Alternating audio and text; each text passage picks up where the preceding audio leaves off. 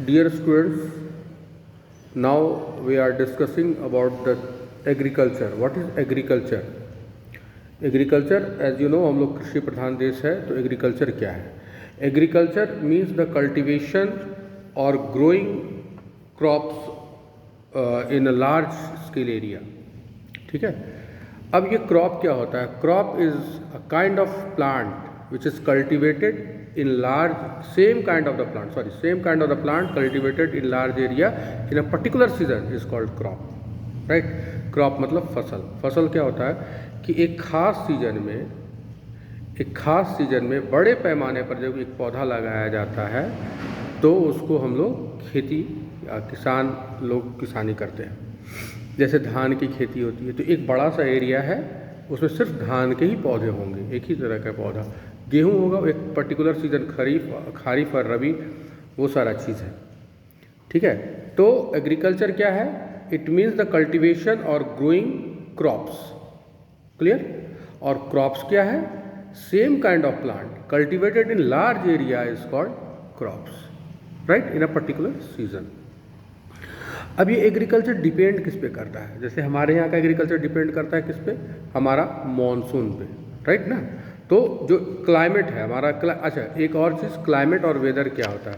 Day to day change in atmospheric condition is called weather, but an average weathering condition of a particular place is called climate. Understand? So climate हमारा क्या है यहाँ पे? तो सबसे important है कि यहाँ पे जो क्लाइमेट है, वर्षा ठीक ठाक है, टेम्परेचर भी यहाँ पे ठीक ठाक है, और इसी के कारण हमारा यहाँ पे खेती आसानी से होता है, और इसीलिए भारत को कृषि प्रधान देश कहा जाता है. ओके. तो फिजिकल फीचर क्या है? फिजिकल मतलब क्या होता है कि जो ऊपर से हमको दिखता है, तो इसमें सॉइल आ जाएगा. ठीक है. इसमें सबसे इम्पोर्टेंट आ जाएगा सॉइल है, एरिया का क्लाइमेट है. ठीक है. और जो यहाँ का टेम्परेचर है, ये सारा चीज़ है वो इसके फिजिकल फीचर में आ जाएगा. कैसे यहाँ पे लोग, लेबर अवेलेबल है या नहीं है, मार्केट अवेलेबल है या नहीं है, तो इस सब चीज़ इसमें आएगा. तो क्लाइमेट में जैसा कि मैंने बताया कि जो टेम्परेचर, रेनफॉल, एयर स्पीड, ये सारा चीज़ वेदरिंग कंडीशन में आता है. और एक खास 25 से 30 साल का जो एवरेज कंडीशन है वहाँ पे ये होगा. ठीक है. उसी को क्लाइमेट बोलते हैं, क्लाइमेटिक कंडीशन. हर क्लाइमेट का अलग अलग क्रॉप है. ठीक है. तो फॉर जैसे हमारे यहाँ राइस है, वीट है, तो खारीफ है, रबी है, उसी तरह का यहाँ पे तो क्लाइमेट पे डिपेंड करता है. यानी कि हमारा एग्रीकल्चर मानसून पे डिपेंड करता है. मानसून क्या है? रेनफॉल है. और फिर हमारा जो यहाँ का जो सॉइल है, सॉइल कैसा है? एलुवियल सॉइल है हमारा. हम लोग के यहाँ है बिहार, यूपी, ये पूरा जो गैंगेटिक प्लेन है, यानी कि नदी के किनारे जो भी बसे इलाके हैं या एरिया है, तो वहाँ सारा जगह एलुवियल सॉइल है. एलुवियल सॉइल जब है तो वो फर्टाइल है, क्योंकि वो फ्रेश सॉइल है विथ फुल ऑफ न्यूट्रिशन है. तो इसलिए यहाँ पे कल्टीवेशन बहुत आसानी होती है और एग्रीकल्चर यहाँ बहुत फ्रूटफुल होता है. तो अभी जैसे कि वहाँ जैसे डेक्कन प्लेट्यू में आप जाएंगे तो वहाँ पे ब्लैक सॉइल है. तो ब्लैक सॉइल किसके लिए इम्पोर्टेंट है? कॉटन क्रॉप के लिए इम्पोर्टेंट है. तो इस तरह से बहुत सारा चीज़ होता है. अब economic and the human factor क्या है? कि किसी खेत को खेती करने के लिए हमको मैन पावर भी चाहिए. मैन पावर के साथ साथ कैपिटल भी चाहिए. फर्स्ट इन्वेस्ट करेंगे तो वो ना प्रोडक्शन देगा. अभी फर्टिलाइज़र लेना है, मैन्योर लेना है, पेस्टिसाइड, वीडिसाइड, बहुत सारा इक्विपमेंट है. तो उस सारा इक्विपमेंट के लिए पैसा चाहिए. ठीक है. अगर टाइम से मानसून नहीं आया तो इरिगेशन के लिए पंपिंग सेट, वाटर ट्यूबवेल चाहिए.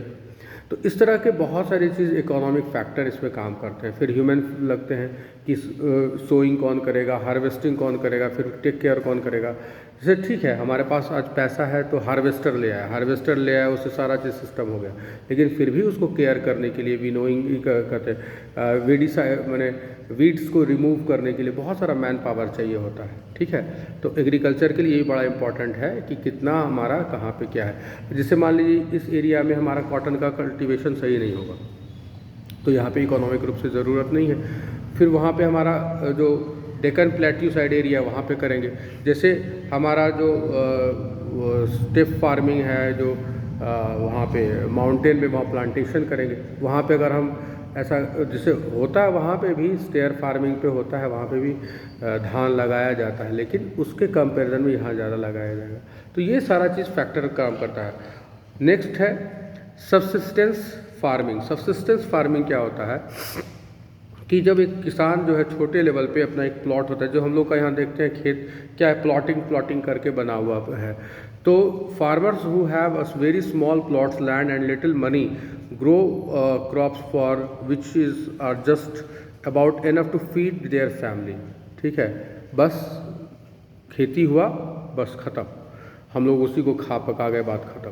ठीक है, लेकिन अब उसमें से कभी कभी कुछ होता है, सरप्लस हो गया तो ठीक, यहाँ पे सरप्लस नहीं होता है तो उसी को सब्सटेंस फार्मिंग बोलते हैं। मैंने जीवन यापन के लिए जिंदा हैं, अपने जीने के लिए कुछ तो चाहिए, तो उतना भर खेत है हमारे पास जिससे हमारे दाना पानी का दिक्कत नहीं होगा। तो उस तरह का अगर कोई फार्मर है तो वो सब्सिस्टेंस फार्मिंग है। लेकिन इसी के जस्ट अपोजिट इंटेंसिव फार्मिंग क्या होता है? इंटेंसिव फार्मिंग होता है कि जहाँ पे बड़े पैमाने पे खेती होगी। तो intensive subsistence farming is practice is a very densely populated area where land area is small and large amount of labor and capital is used for agriculture। ठीक है, बहुत ज़्यादा पैसा भी लगेगा, बहुत ज़्यादा कुछ होगा। ड्यू टू फर्टाइल सॉइल, जैसे हम लोग का बिहार यूपी है, वहाँ पे बिहार यूपी का जो एरिया है, favourable climate for the long period 2 और 3 क्रॉप्स।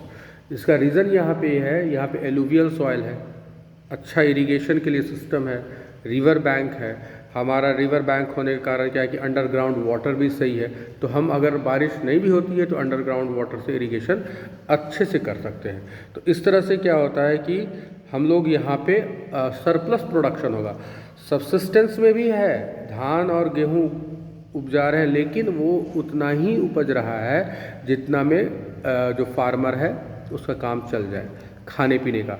वहाँ पे सरप्लस प्रोडक्शन नहीं है। लेकिन यहाँ इंटेंसिव सब्सिस्टेंस में क्या है? इंटेंसिव सब्सिस्टेंस में है कि यहाँ पे सरप्लस प्रोडक्शन होगा।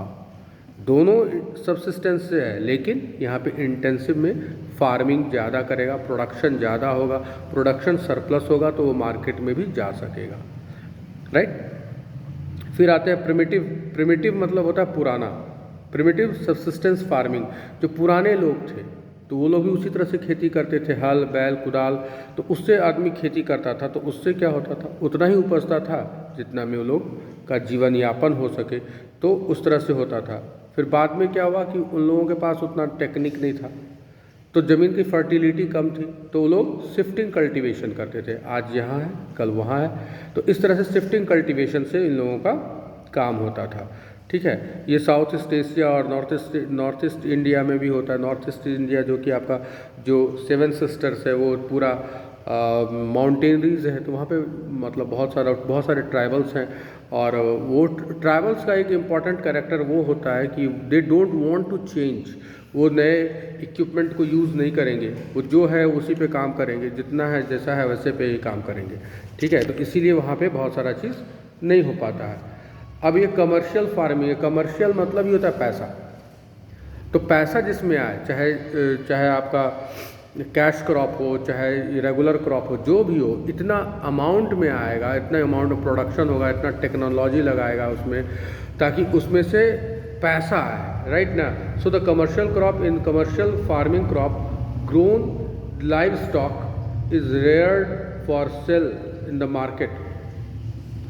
Right, in the area cultivated and the capital used large most of the. अब ये एक वर्ड है लाइव स्टॉक, इसमें जैसे देखो कि क्या कहते हैं वो डेयरी फार्मिंग का मतलब क्या हो गया कि जो मिल्क प्रोडक्ट है वो आ जाएगा। ठीक है, तो इसके साथ एग्रीकल्चर से रिलेटेड बहुत सारा जो बिजनेस आता है तो वो यहाँ पे कमर्शियल फार्मिंग में आता है। तो in commercial farming crops are grown and livestock is reared, मतलब ये पशुपालन, livestocks are reared for sale in the market. The area cultivated and capital used in large most of the work done by machine harvester. जैसा कि मैंने बताया, तो एक harvester लगा दो तो बहुत सारे मजदूरों का काम इसमें बच जाएगा, और बहुत लार्ज अमाउंट एरिया पे, जैसे मतलब प्लॉगिंग हो गया, सोइंग द सीड्स हो गया, हार्वेस्टिंग, कटिंग हो गया, सारा थ्रेशर, विनोइंग, सारा चीज़ एक में मशीन में कर देता है। ठीक है, तो वो सारा चीज़ है। तो ये the common types of the commercial farming, grain farming, mixed farming and plantation farming. अब यहाँ पे प्लांटेशन फार्मिंग क्या है? प्लांटेशन का मतलब होता है कि जैसे चाय की खेती होती है, कॉफ़ी की खेती होती है, तो ये सारे प्लांटेशन में आते हैं, क्योंकि एक बार पौधा आपने लगा दिया, अब उसकी पत्तियाँ तोड़ के आदमी काम कर ले रहा है, तो वो तो उधर है, चलो ठीक है। यहाँ पे हम लोग क्या करते हैं? यहाँ पे करते हैं एक बार लगा, जैसे आम का, केला का, लीची का, जो भी आप देख रहे हैं बिहार में आसपास में जो होता है, तो एक बार आम का पेड़ लगा दिया, अब वो सालों साल आप उसमें से आपका फल आता रहेगा, वो काम होता रहेगा, राइट। प्लांटेशन फार्मिंग उसी में आता है। तो इसमें कौन कौन सा है?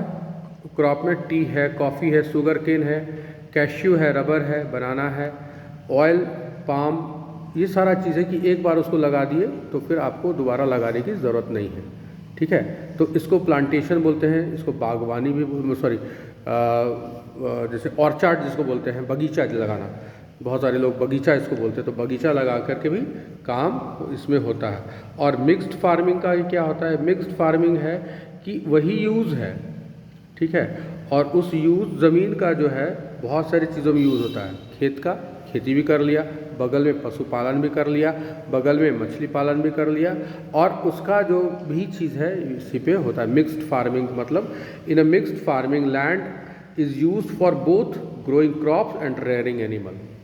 ठीक है, आजकल नियर बाई जो भी है आप देखोगे कि किसान जो होता है हमारे गांव में, तो हर किसान के पास 2-4 जानवर होते हैं। ठीक है, और जानवर का खाना कहाँ से आता है? उसी धान चावल के, धान और गेहूं के उससे जो वेस्ट आपके लिए वेस्ट है, लेकिन वो जो पुआल आ गया है, स्ट्रॉ जिसको बोलते हैं, धान भूसा आ गया, वो सारा चीज़ लोग ले लेगा, और इसका जो भी खाद है, सॉरी गोबर है, या जो भी वेस्ट मटेरियल है, इसको हम लोग मैन्योर के रूप में यूज़ कर लेते हैं।